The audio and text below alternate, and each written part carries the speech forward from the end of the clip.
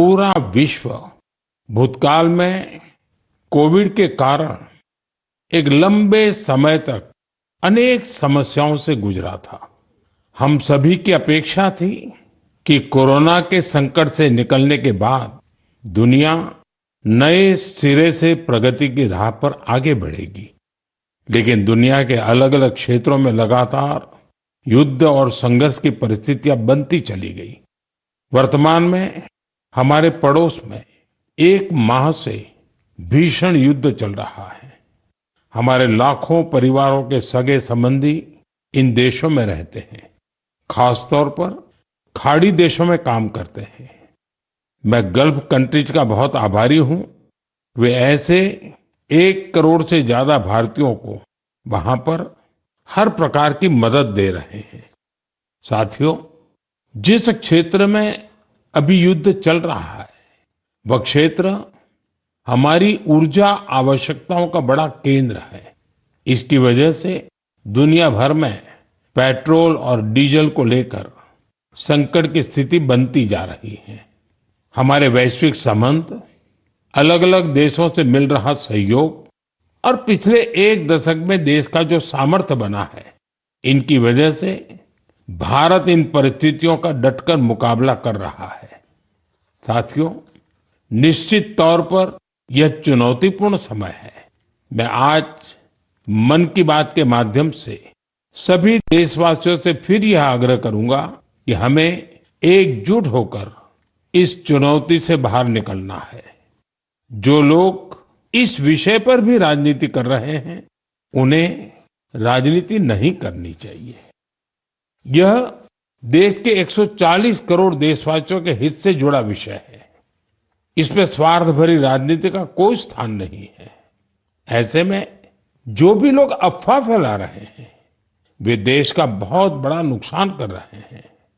मैं सभी देशवासियों से अपील भी करूंगा कि वो जागरूक रहे, अफवाहों के बहकावे में न आए। सरकार की तरफ से जो आपको निरंतर जानकारी दी जा रही है, उस पर भरोसा करें और उसी पर विश्वास करके कोई कदम उठाएं। मुझे हर बार की तरह इस बार भी विश्वास है कि जैसे हमने देश के 140 करोड़ देशवासियों के सामर्थ्य से पुराने संकटों को हराया था, इस बार भी हम सब मिल करके इस कठिन हालत से बहुत ही अच्छी तरह बाहर निकल जाएंगे। मेरे प्यारे देशवासियों, भारत की ताकत यहाँ के कोटि कोटि लोगों में निहित है। आज मन की बात में एक ऐसे प्रयास के बारे में बताना चाहता हूं जो देशवासियों की जन भागीदारी की भावना को दर्शाता है। ये प्रयास है ज्ञान भारतम सर्वे, जिसका संबंध हमारी महान संस्कृति और समृद्ध विरासत से है। इसका उद्देश्य देश भर में मौजूद मैन्युस्क्रिप्ट्स यानी पांडुलिपियों के बारे में जानकारी जमा करना है। इस सर्वे से जुड़ने का एक माध्यम ज्ञान भारतम ऐप है। आपके पास अगर कोई मैन्युस्क्रिप्ट है, पांडुलिपि है या उसके बारे में जानकारी है, तो उसकी फोटो ज्ञान भारतम ऐप पर जरूर साझा करें। हर एंट्री से जुड़ी जानकारी को दर्ज करने से पहले उसकी पुष्टि भी की जा रही है। मुझे इस बात की खुशी है कि अब तक हजारों मैन्युस्क्रिप्ट्स, पांडुलिपि लोगों ने शेयर की है।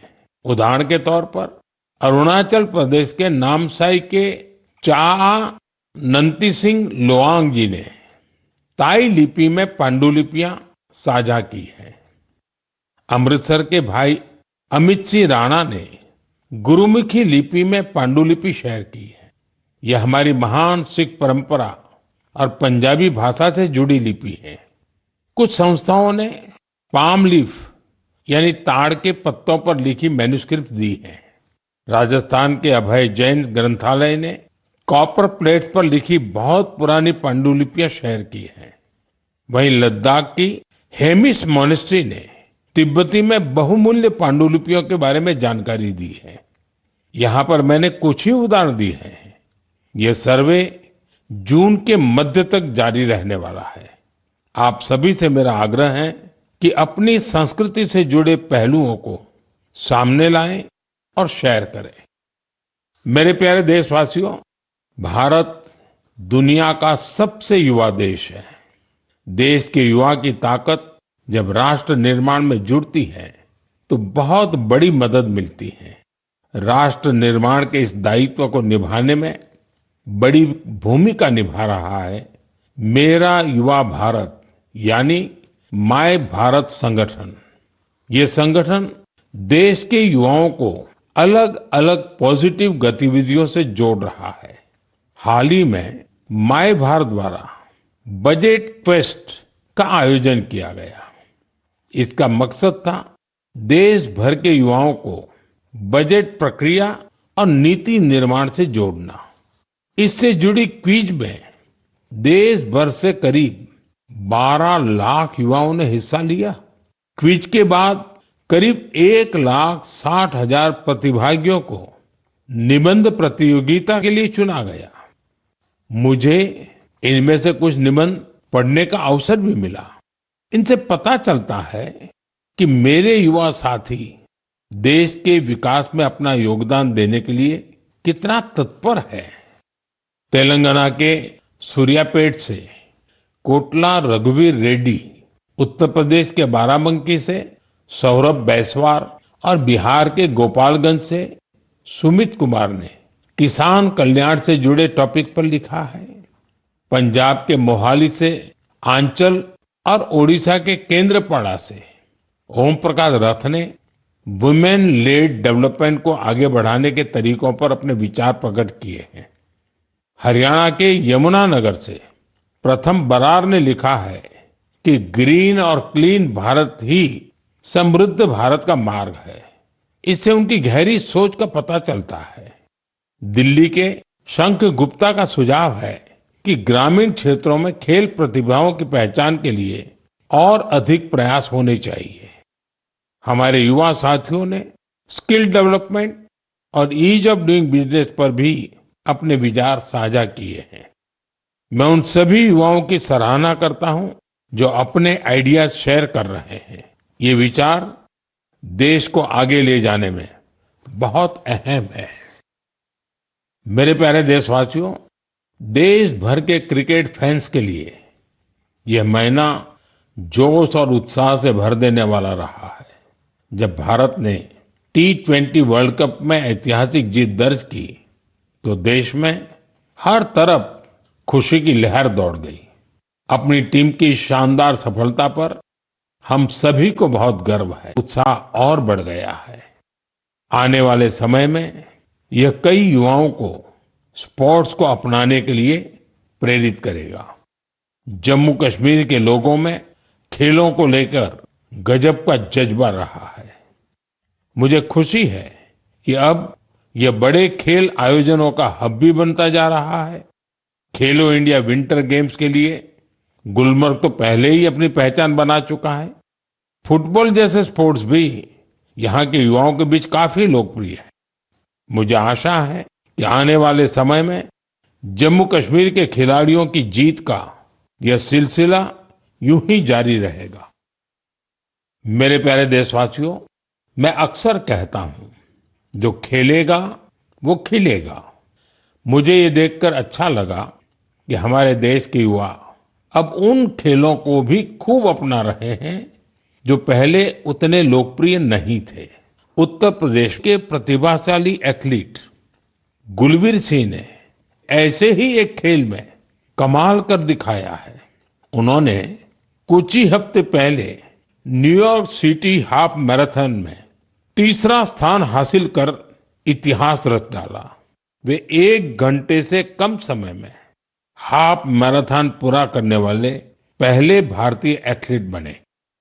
स्क्वॉश खिलाड़ी बेटी अनाहत सिंह ने स्क्वॉश ऑन फायर ओपन का बड़ा अंतर्राष्ट्रीय खिताब अपने नाम किया। सिर्फ 17 साल की उम्र में उन्होंने ये सफलता हासिल की। इसके साथ ही वे पीएसए वर्ल्ड रैंकिंग में टॉप 20 में जगह बनाने वाली सबसे कम उम्र की एशियाई महिला खिलाड़ी बन गई है। मुझे अस्मिता एथलेटिक्स लीग की जानकारी भी मिली है। इसमें 8 मार्च को महिला दिवस के अवसर पर कई स्पोर्टिंग इवेंट्स का शानदार आयोजन किया गया। लीग में करीब 2 लाख बेटियों ने भागीदारी की। ये देखकर अच्छा लगता है कि भारत की नारी शक्ति देश में हो रहे इस स्पोर्टिंग ट्रांसफॉर्मेशन में अहम भूमिका निभा रही है। साथियों, मेरा हमेशा से यह आग्रह रहा है कि आप सभी अपनी फिटनेस पर जरूर ध्यान दें। अंतर्राष्ट्रीय योग दिवस में अब 100 दिनों से भी कम समय बचा है। पूरी दुनिया में योग के प्रति आकर्षण भी लगातार बढ़ रहा है।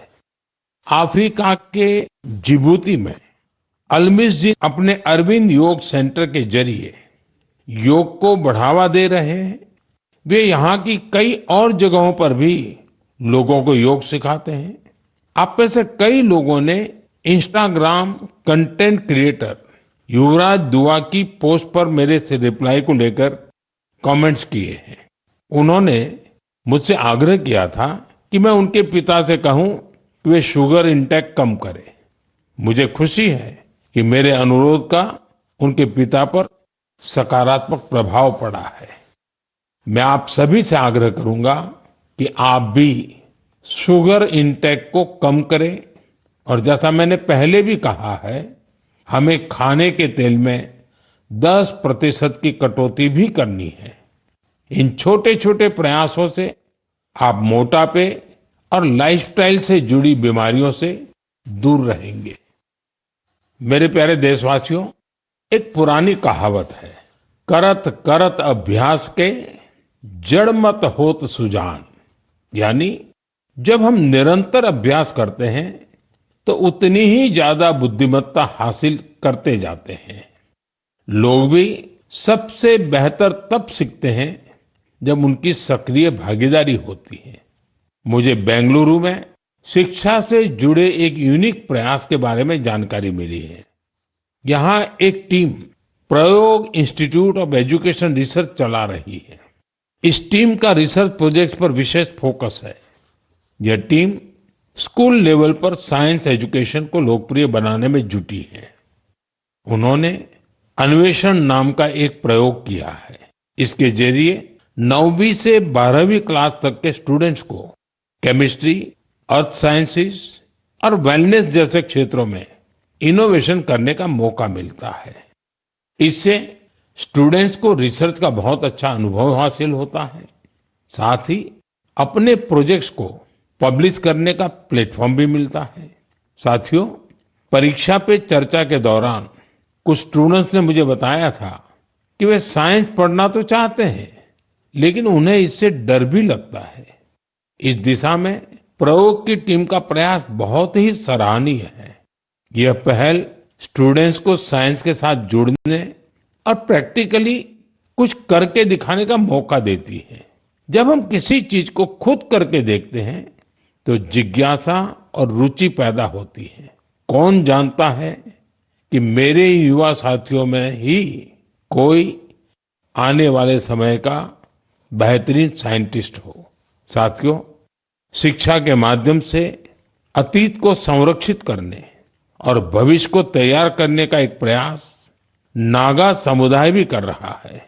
इस समुदाय के लोग अपनी आदिवासी परंपराओं का बहुत सम्मान करते हैं। वो इस पर गर्व तो करते ही हैं, साथ ही अपनी अप्रोच को आधुनिक भी रखते हैं। नागा ट्राइब्स में मोरुंग लर्निंग की एक पारंपरिक व्यवस्था थी। इसमें बुजुर्ग लोग अपने अनुभवों से युवाओं को पारंपरिक ज्ञान, इतिहास और लाइफ स्किल्स के बारे में बताते थे। समय के साथ यह सिस्टम अब मोरुंग कॉन्सेप्ट ऑफ एजुकेशन में बदल गया है। इसके माध्यम से बच्चों में गणित और विज्ञान जैसे विषयों में रुचि पैदा की जाती है। इसमें समुदाय के बुजुर्ग उन्हें कहानियां, लोकगीत और पारंपरिक खेलों के साथ लाइफ स्किल्स सिखाते हैं। इस तरह हमारा नागालैंड अपनी सांस्कृतिक विरासत को सुरक्षित रखते हुए बच्चों की शिक्षा को आगे ले जा रहा है। आपको भी अपने क्षेत्र में ऐसे प्रयासों के बारे में पता चले तो मुझे जरूर शेयर कीजिएगा। मेरे प्यारे देशवासियों, देश के कई हिस्सों में गर्मियों की शुरुआत हो चुकी है। यानी ये समय जल संरक्षण के अपने संकल्प को फिर से दोहराने का है। पिछले 11 वर्षों में जल संचय अभियान ने लोगों को बहुत जागरूक बनाया है। इस अभियान के तहत देश भर में करीब 50 lakh artificial water harvesting structure बनाए गए हैं। मुझे ये देखकर अच्छा लगता है कि अब जल संकट से निपटने के लिए गांव-गांव में सामुदायिक स्तर पर प्रयास होने लगे हैं। कहीं पुराने तालाबों की सफाई हो रही है, कहीं बरसात के जल को सहेजने के लिए प्रयास किया जा रहा है। अमृत सरोवर अभियान के तहत भी देश भर में करीब 70,000 अमृत सरोवर बनाए गए हैं। बारिश का मौसम आने से पहले इन सरोवरों की साफ सफाई भी शुरू हो गई है। आज मैं आपसे कुछ प्रेरक उदाहरण भी साझा करना चाहता हूं। ये उदाहरण बताते हैं कि जन भागीदारी से जल संरक्षण का काम कितना व्यापक हो जाता है। साथियों, त्रिपुरा की जम्पुई पहाड़ियों में बसा वागमुन गांव 3000 फीट की ऊंचाई पर बसा है। ये गांव पानी के गंभीर संकट का सामना कर रहा था। गर्मियों के दिनों में गांव के लोग पानी के लिए लंबी दूरी तय करते थे। आखिरकार गांव के लोगों ने बारिश की हर बूंद को सहेजने का निर्णय किया। आज वागमुन गांव के लगभग हर घर में rooftop rain water harvesting system स्थापित हो गया है। जो गांव कभी पानी की कमी से जूझ रहा था, वो जल संरक्षण की एक प्रेरक मिसाल बन गया है। साथियों, इसी तरह छत्तीसगढ़ के कोरिया जिले में भी एक अनोखी पहल देखने को मिली। यहाँ के किसानों ने एक सरल लेकिन प्रभावशाली आइडिया पर काम किया। यहाँ के किसानों ने अपने खेतों में छोटे छोटे रिचार्ज तालाब और सोख्ता गड्ढे बनाए, जिससे बारिश का पानी खेतों में ही रुकने लगा और धीरे धीरे वह जमीन के अंदर जाने लगा। आज इस क्षेत्र के 1200 से अधिक किसान इस मॉडल को अपना चुके हैं और गांव का ग्राउंड वाटर लेवल बहुत बेहतर हो गया है। इसी तरह तेलंगाना के मंचेरियाल जिले के मुदिगुंटा गांव में भी लोगों ने मिलकर पानी की समस्या दूर की है। गांव के 400 परिवारों ने अपने घरों में सॉकपिट बनाया और वाटर कंजर्वेशन का जन आंदोलन बना दिया। इससे गांव का ग्राउंड वाटर लेवल बेहतर हुआ है। साथ ही प्रदूषित पानी की वजह से होने वाली बीमारियां बहुत कम हो गई हैं। मेरे प्यारे देशवासियों, हमारे मछुआरे भाई बहन सिर्फ समुद्र के योद्धा नहीं है, बल्कि वे आत्मनिर्भर भारत के एक मजबूत नींव भी है। वे सुबह होने से पहले समंदर की लहरों से जूझते हुए अपने परिवार के साथ साथ देश की अर्थव्यवस्था को मजबूती देने में जुट जाते हैं। ऐसे मेहनतकश मछुआरों का जीवन आज कई तरह से आसान बनाया जा रहा है। चाहे बंदरगाहों का विकास हो या मछुआरों के लिए बीमा, ऐसी कई पहल उनके बहुत काम आ रही है। हम जानते हैं कि समंदर में उनकी गतिविधियों को मौसम का रुख बहुत प्रभावित करता है। इसे देखते हुए टेक्नोलॉजी के जरिए भी उनकी पूरी मदद की जा रही है। मुझे बेहद खुशी है कि ऐसे प्रयासों से हमारा फिशरीज सेक्टर न केवल समृद्ध हो रहा है, बल्कि कुछ नया करने का जज्बा भी भर रहा है। आज फिशरीज और सीवीड के क्षेत्र में नए नए इनोवेशन हो रहे हैं और हमारे मछुआरे भाई बहन आत्मनिर्भर बन रहे हैं। ओडिशा के संबलपुर की सुजाता भुयान जी एक गृहिणी थी, लेकिन वो कुछ नया करके अपने परिवार की और मदद करना चाहती थी।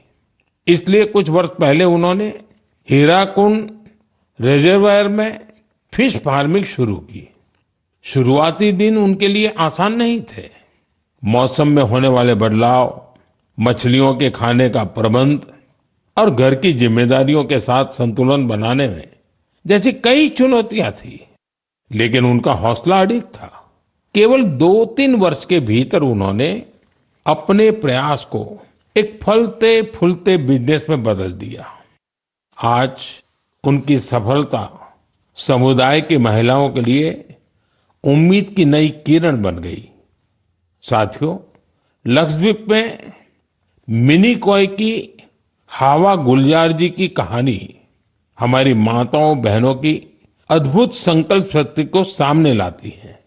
दरअसल वे एक फिश प्रोसेसिंग यूनिट चलाती थी, लेकिन उन्हें लगा कि उनके पास एक अच्छा कोल्ड स्टोरेज हो तो वे और बेहतर कर सकती है। इसलिए उन्होंने कोल्ड स्टोरेज यूनिट लगाने का फैसला किया। आज यही उनकी ताकत बन चुका है। अब वे बेहतर प्लानिंग के साथ कारोबार कर पा रही है। साथियों, देश में आज हर तरफ ऐसे प्रयास हो रहे हैं जो प्रेरित करने वाले हैं। बेलगावी के शिवलिंग सतप्पा हुद्दार ने पारंपरिक खेती से अलग रास्ता चुना। इसके लिए उन्होंने एक पॉन्ड फार्म बनाया। इस कारोबार के लिए उन्हें ट्रेनिंग भी मिली। अब अपने पॉन्ड से मछलियों की बिक्री कर वे अच्छी कमाई कर रहे हैं। वहीं सीवीड की मांग को देखते हुए कई लोगों ने सीवीड कल्टीवेशन को भी अपनाया है। इसका उन्हें बड़ा लाभ भी हो रहा है। मैं एक बार फिर फिशरीज सेक्टर से जुड़े सभी लोगों की सराहना करता हूं। हमारी इकोनॉमी को सशक्त बनाने के लिए उनका प्रयास बेहद प्रशंसनीय है। मेरे प्यारे देशवासियों, जब समाज खुद आगे आता है तो छोटे छोटे प्रयास भी बड़े बदलाव की नींव बन जाते हैं।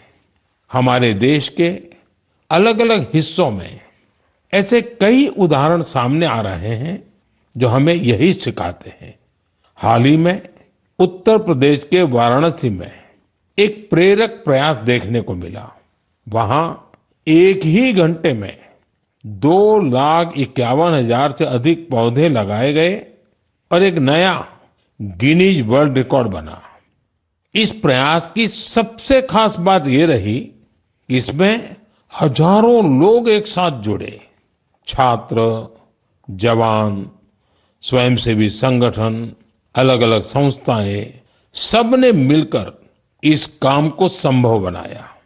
जन भागीदारी का यही स्वरूप एक पेड़ मां के नाम अभियान के दौरान भी दिखता है। इस अभियान के तहत देश भर में करोड़ों पेड़ लगाए गए हैं। साथियों, नागालैंड के चिजामी गांव से भी एक बहुत प्रेरक प्रयास सामने आया है। चिजामी गांव की महिलाएं मिलकर 150 से अधिक वैरायटी के पारंपरिक बीजों को सुरक्षित रख रही है। इन बीजों को एक कम्युनिटी सीड बैंक में संरक्षित किया जा रहा है, जिसे गांव की महिलाएं ही चलाती हैं।